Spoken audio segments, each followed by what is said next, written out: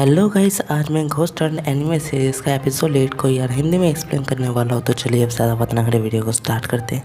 Episode की starting में हमें होशुओ, जॉन और आय को तीनों को ही प्रेयर करते हुए दिखाया जाता है, तीनों अलग अलग जगह पे जहाँ पर सभी को लगता है कि वो घोस्ट है।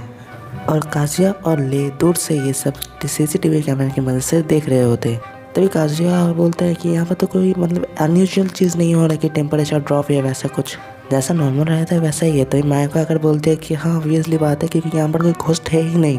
तभी काजुया बोलता है लेकिन इन लोगों की बातें सुन के मुझे लगता है हमें एक ट्राई तो देना ही चाहिए।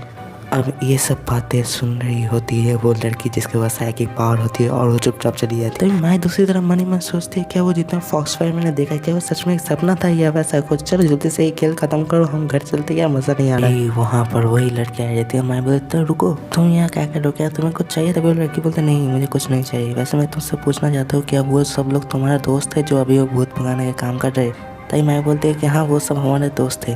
तभी लड़की बोलती माया को भी। तभी माया बोलती हाँ। तभी भी माया बोलती तुम्हें मायको के नाम के बारे में पता है क्या, तुम मायको को जानते हो? तभी वो लड़की बोलती हाँ वो काफ़ी फेमस है, उसे टीवी में मैंने काफ़ी बार देखा है। वैसे उसका क्या कहना है इस बारे में? तभी माया बोलती है मायको ने ये साफ साफ बोल दिया कि यहाँ पर कोई घोस्ट स्पिरिट है ही नहीं। ये सुन के वो लड़की शॉक हो जाती है। वो लड़की बोलती क्या सच में? उसने ये बोला इतना सब कुछ होने के बाद भी? तभी माया बोलती हाँ। तभी वो लड़की बोलती फिर तुम्हारा बॉस वही नाड़ू काजुया का क्या कहना है, क्या वो स्पिरिट वेट को सेंस कर पाता है? तभी ये सुन माया बोलते नहीं वो कोई स्पिरिट तो शायद सेंस नहीं कर पाता, वो एक घोस्ट हंटर है रहते थे स्पिरिट सेंसर, वो येनिंग का मास्टर है। अब ये येनिंग एक साइकिक पावर टाइप का कुछ है जिसे अच्छी तरीके से डिफाइन अभी भी नहीं किया गया, मेरे ख्याल से फ्यूचर में किया जाएगा। ये सुनकर लड़की बोलते अच्छा वैसे तुम्हारे पास कोई पावर है, घूम के आप भूत देख सकते हो? तभी माया बोलते नहीं मैं तो बिल्कुल स्टूपिड है, मुझे वो सब कुछ नहीं आता। और तभी नाड़ू और ले वहाँ पर आने वाले होते, तभी ये देख वो लड़की भाग जाती है। फिर वो लोग सभी अपने बेस में बैठ कर चाय पी रहे होते और बात कर रहे होते क्या सच में वही लड़की हो सकती है, क्योंकि यहाँ पर कोई भूत तो नहीं दिख रहा है हमें और ना ही कोई अनयूजुअल एक्टिविटी। वैसे ऐसा हो सकता है कि वो लड़की के पास साइकिक पावर है।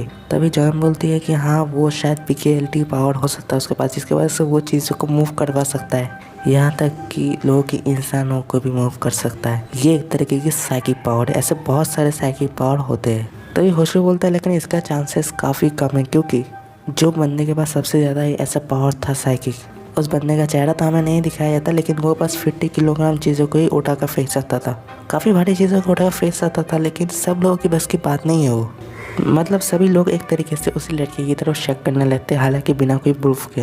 अब आय को बोलती है कि जो लड़की एक स्पून को बेंड नहीं कर सकती वो इतना सब कुछ नहीं कर सकता।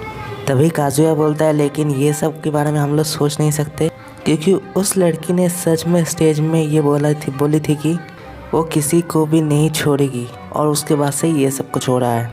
तो ये तो एक फैक्ट है, इसे इग्नोर नहीं किया जा सकता। तभी अचानक से एक सेंसे हॉस्पिटल में एडमिट हो जाती, जिस सेंसे से वही लड़की जब भाग रही थी ना तब टक्कर हो गई थी।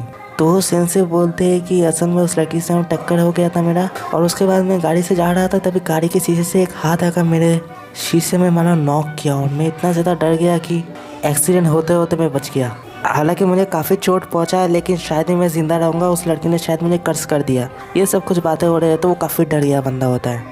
अब दूसरी तरफ कुछ स्टूडेंट जाके उस लड़की को घेर के ये बोल रहे होते क्या तुम उस टीचर को भी नहीं छोड़ोगे, तुम कैसी लड़की हो या तुम किसी को जिंदा नहीं छोड़ो। तभी ये लड़की बोलती है उससे ज़्यादा बातें ना करो, वो हमें भी कर्ज कर देगी। तभी ये सब सुन के वो लड़की बस ऐसे चुपचाप रहती, कुछ बता नहीं पाती। तभी वहाँ पर वो टीचर आया था, बोला तुम लोग फिर से ऐसे बिहेव क्यों कर रहे हो, और टीचर के पास चली जाती है वो लड़की, और टीचर उस लड़की को कॉन्फर्ट करने लगती है, और बाकी 3 लड़की भाग जाती है। और ये सब कुछ माय, काजुया और होशुओ देख रहा होता है। उसके बाद होशुओ, जॉन और आय को तीनों ही प्रेयर करने लगते हैं। होशुओ प्रेयर करते करते मूवी कर रहा होता है, एक जगह पे वो प्रेयर नहीं कर रहा होता है।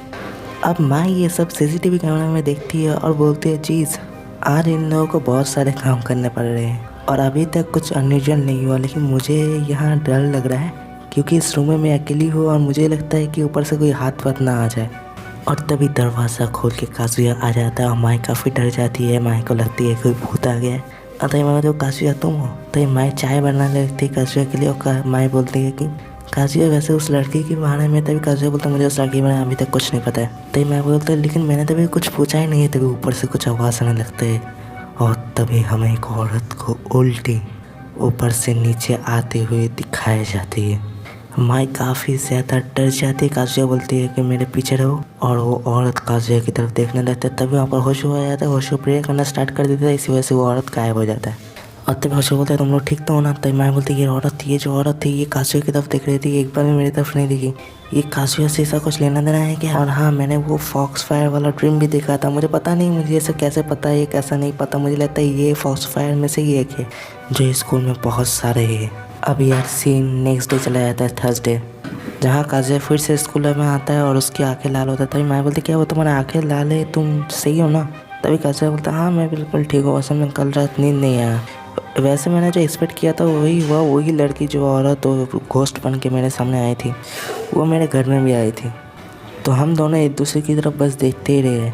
दोनों ने एक दूसरे के साथ कुछ भी नहीं किया, ना कोई बात ना कुछ, लेकिन दोनों एक दूसरे की तरफ देखते ही गए। इसी वजह से वो घोस्ट भी काजुया के ऊपर हमला नहीं किया, काजू ने भी घोस्ट के साथ कुछ नहीं किया। इसी वजह से काजुया रात को सो नहीं पाया।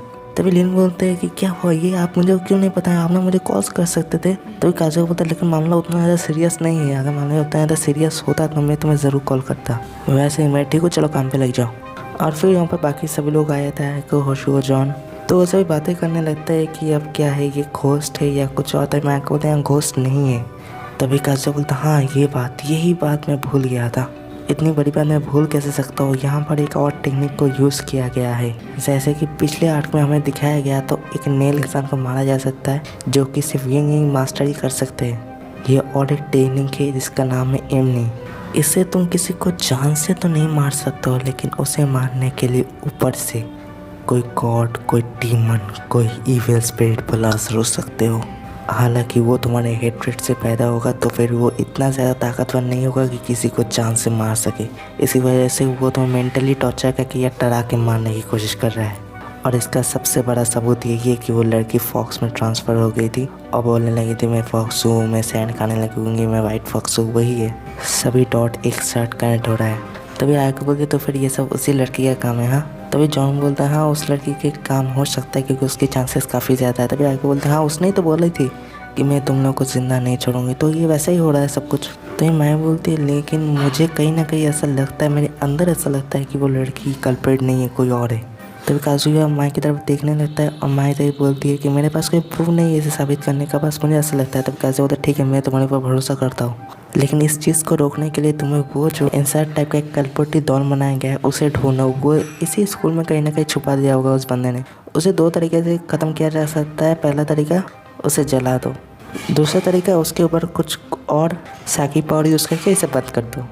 तो तुम सभी लोग जाके उसी चीज़ को ढूंढना, स्कूल में कहीं ना कहीं छुपा हुआ होगा, और मैं और लिन जाके कल्प्रिट को ढूंढते हैं। तभी होशू बोलता है कि ये करना ज़रूरी है। तभी काजुया बोलता है कि अगर तुम्हें करना है करो, नहीं करना है तो छोड़ दे, जा सकते हो तुम। तभी होशू बोलता है ठीक है, और ये सब लेके ढूंढने लगते हैं। और काजुया लीना माए जाने वाले होते क्लासरूम की तरफ जहाँ पर वो डेस्क से। और तभी मैं बोलते क्लास चल रहा है यार, ऐसा मत जाओ। तभी काजुया बोलता है चिंता मत करो, हम लोग जाने वाले हैं वैसे भी। और तभी वो लोग जाते हैं जहाँ पर कोई क्लास नहीं चल रहा होता है, अच्छी बात है ये।